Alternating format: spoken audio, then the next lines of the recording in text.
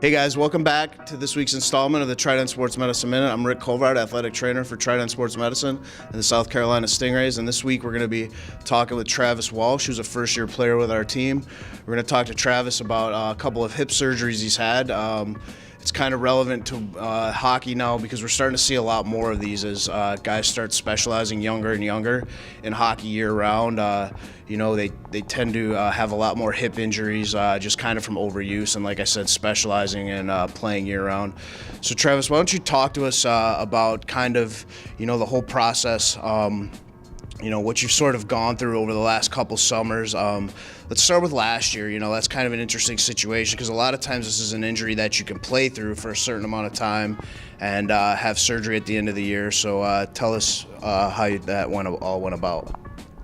Yeah, so actually my first hip was at the end of my college career, and I started feeling symptoms towards the end of the season, and I turned pro and joined the Missouri Mavericks. And that was kind of right when my symptoms started to escalate. This was kind of bad timing for me, but I pushed through, and I got called up to the American League and was really in a lot of pain when that happened. So right after the season, I was basically couldn't even walk. I was limping, and I knew I had to get something done, but I had no idea anything about this surgery. So one of my teammates had gone out to a specialist, Dr. Philippon out in Colorado, so that's what I did, and kind of learned a little bit more about this surgery and how it's a mixture of genetics and also overuse. And so I got the left side fixed the year or before last year, and the rehab process was pretty intense.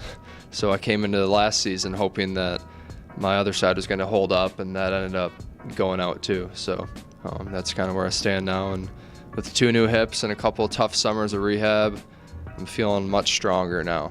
Great. Yeah, Dr. Philippon, he's kind of the godfather of that surgery. He was the first one that really started doing it, and I know a lot of the pro hockey guys go out there and have surgery done with him. Now with you, it was a little interesting because you're doing sort of a new program that he's got where it's a month of intensive rehab staying there. Kind of go through that process for us and how that all happens over that month.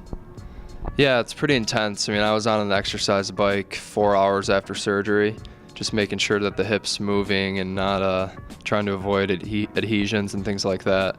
So yeah, we had to rent an apartment for the month and go in twice a day for rehab, hour-and-a-half sessions each, and a lot of glute strength and leg strength stuff, which you would think you're not allowed to do right after surgery, but that's really what they wanted us working on. So it was pretty intense and kind of a long process. We did a lot of stuff in the pool and kind of had to take it day by day and just every day go in and do the work. It was my job this summer. So kind of, obviously it's a lot better now, but it's an injury that you kind of have to do a lot of maintenance for. What are some of the things you do? Let everybody know the maintenance phase and the exercises you do and things you do to get ready. And, obviously this season here that we have in this league is a grind. So just what you do to keep your hips ready and fresh and ready to go for the next game.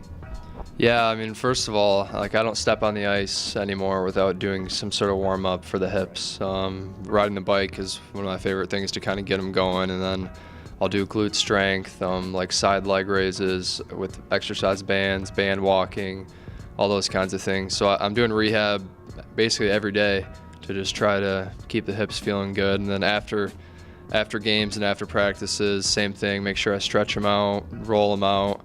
Rick's doing some really good kind of digging in and doing some stretches for the hips after the skates, which is helping a lot. So those are the things I'm focusing on.